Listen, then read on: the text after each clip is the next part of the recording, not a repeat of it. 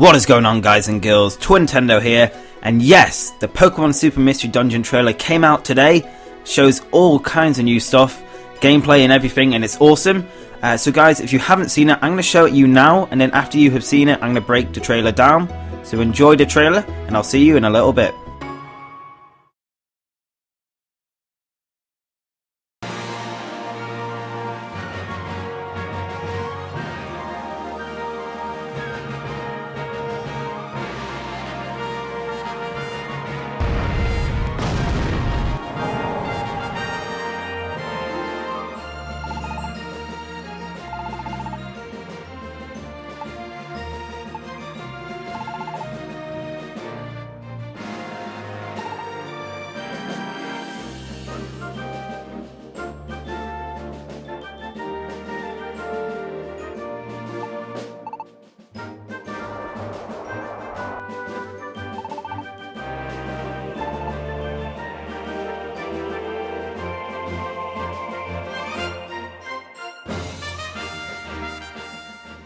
Wow, what an awesome trailer, guys. I was so hyped when I saw this morning, and I know a lot of you guys will be as well. So let me break down a load of stuff that happened in this trailer, probably a lot of stuff that you missed, so I've got a whole list to talk about. So yeah, let's jump into it. So this game is the biggest Mystery Dungeon game yet. If you don't know what I mean by that, there are 720 Pokemon in the game, which is crazy. That's so many Pokemon. Now, they did say it was going to be Pokemon that are only available at the moment, so I'm not sure if that includes Diancie, Hooper and Volcanion. I really hope they do include those three. They'd be great to, verse in battles or have on your team. I still think Hooper Unbound form should be one of the main villains in this game, but we'll wait and see, I guess. So yeah, let's move on to the starter Pokemon. There are 20 starter Pokemon to pick from. That's already better than Gates to Infinity, guys. That only had 5 Pokemon to pick from, which is really weird to think about because, Mystery Dungeon was so good because you could pick so many Pokemon to play as. But obviously they've learned their mistakes and now there are 20 Pokemon to pick from, which is really good. So the Pokemon you can pick are every starter from Generation 1 to 6 and Pikachu and Riolu. Riolu is a bit of an odd choice for me. I know a lot of people like it in Explorers of Sky. Personally, I thought they would have gone for Eevee just because I know how popular Eevee is in Japan and just all round in the Pokemon world. But I'm still glad that Riolu's in it. Riolu's a really good choice. Definitely one of the better designed Pokemon. So yeah, I know a lot of people are going to be happy with that. So let's move on to the next point, guys. Monster houses are back. They've been in every single Mystery Dungeon game, but it's nice to see that they are back. Well, I say nice to see. I always hated running into them. If you've never played a Mystery Dungeon game or you don't know what a monster house is, it's basically you'll go into a little part of the floor on the Mystery Dungeon. You're searching for the stairs to go either up or down the dungeon, but you'll run into a little room and all these Pokemon will rain down from the sky. And it's crazy because even running into 2 enemies can be really dangerous. So they're going to be very frustrating if the difficulty is high, but it's kind of good to see them back. As you guys can tell by the trailer, there are lots and lots of legendaries. So many, I've lost count, to be honest. It's really good though to see that they're kind of bringing in all these legendary Pokemon like they said they would. But what's weird, guys, is there's only 4 to 5 6th generation Pokemon shown off in this trailer. Not sure why. Maybe they want to keep it a little secret. Probably the story revolves around a lot of 6th generation Pokemon, so they kind of want to keep it on a down low, which I can understand. But yeah, guys, let's move on to the next point, which is the Plaza. And each Mystery Dungeon game has had a central hub, I guess. It's where you can buy items, talk to other Pokemon, take quests. And we can see 4 shops. Now, one of these shops is on the left hand side. I'm not sure if you guys saw it. I actually, I watched the trailer a couple of times and eventually saw it. It's a Horlucha shop, or I say it's a shop, it could be something else, but honestly, don't know what it could be. Could it be the return of the dojo? The first Pokemon Mystery Dungeon games, Blue and Red Rescue Team, there was Makuhita Dojo, and you could go into these different areas and train and find different Pokemon, and it was kind of cool, and also helped raise your level. So I'm not sure if there's going to be something like that again. But as you can see, there's another Kecleon shop. That's kind of straightforward for what that is. We don't know what the others are, but Kecleon is he's kind of like the item store. He basically sells you apples, which, keep your hunger up, seeds, all sorts, orbs, loads of stuff. And there's also a Klefki shop, which I don't know what that could be really. I remember in Explorers of Time of Darkness there were those chests that you could unlock.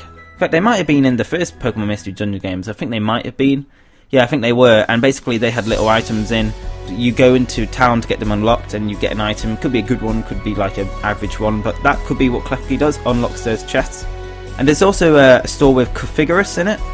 Honestly, don't know what that could be. Again, I thought, could that be the chest store? Because there was like a little chest near it, I thought I saw. Personally, I don't really know what any of the shops are, apart from really Kecleon's, but I'm sure we'll get more details in the future. And if you don't want to miss any of those details, make sure you've clicked that subscribe button if you haven't already. Anyway guys, let's move on to the next point. And this is kind of cool. You can see the Pokemon that you pick, so your starter and your partner, are wearing their kind of guild outfits. So like, the kind of guild outfits depend on what Pokemon you're playing as. Some wear kind of like bandana around their neck, some have a bow tie, stuff like that, and it's cool to see. It's like a nice detail included. And you can also see another Kecleon shop. Now I'm not sure if this is the same Kecleon shop as the one we saw earlier, because it's like, it looks different. So I'm not sure if the plaza that you stay in upgrades over time, like the more quests you go on. Was it a different place entirely? Maybe somewhere outside the plaza? Maybe a little kind of town outside? Who knows, guys? We don't really know what the map is like, so it could be even bigger than before, which obviously saying it's the biggest mystery dungeon yet wouldn't surprise me. So let's move on to the next point. We can see Kyogre underwater with all these water Pokemon, so Carvanha, Luminion, Luvdisc, all those kind of Pokemon around. I think that's really good attention to detail. And does that also mean underwater dungeons are back? I know there were quite a few in the earlier Pokemon Mystery Dungeon games. And obviously we could see Riolu, Cyndaquil and the big ass Wailord, which made me laugh so much when I saw that, because it was so ridiculous. In a kind of watery dungeon.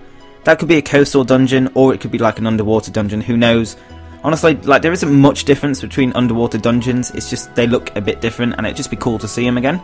Next up, we can see Lugia and the legendary bird trio. So I'm not sure if you saw the legendary bird trio, which is Articuno, Zapdos and Moltres, but they're up in the sky, kind of small and, you know, difficult to see. But yeah, that's them there. So again, more signs of legendaries. And it shows the starter selection screen here, guys, which is, you know, probably my favourite part, just because I can see I can play as Mudkip again. But it kind of shows you that you get to pick your starter. So does that mean there's no personality quiz involved, or is that just you picking your partner? I'll be very disappointed if there's no personality quiz, because although I'm always going to play as Mudkip, it was always good fun to see what Pokemon I get. So, and I know a lot of you guys like him. In the last Pokemon Mystery Dungeon videos I've been making, a few people have mentioned that they hope it's in the game, and so do I. Honestly, I don't think it will be though, just looking at that, but hopefully for you guys, it will be. Next up we can see Dialga, but this time it's not Primal, so if you guys don't know what I mean by that, if you've ever played Explorers of Time, Darkness and Sky, there's a boss battle, Primal Dialga. Really, really good boss battle. One of my favourites of all time, and it's got some of the best music I've ever heard in any game. So highly recommend to play those games, guys, if you've never played it and you're planning to get this game. But yeah, really cool to see Dialga back in. We then get to see Rayquaza scare the absolute life out of Deoxys. Surprise, motherfucker! Kind of made me laugh to see Deoxys' expression. But yeah, guys, that is the end of the trailer. Hope you guys really enjoyed that. The game has a 17th of September release date in Japan, which honestly is not even far away, so we'll get to see a lot more gameplay soon, I'm sure of that. So guys, if you did enjoy this video, make sure to hit that like button, it really helps the video out. If you haven't subscribed already, you can click the big red subscribe button on screen or down below. If you haven't seen our previous two videos, they're on screen now. Obviously I know this game isn't a remake anymore, and one of the previous videos is about this game being a remake. But it was quite fun to make that video, and obviously feel free to watch it if you want to see why I thought it was going to be a remake. But anyway, that's it for this video. Thank you so much for watching, and I hope you enjoyed it, and I will see you on the next video.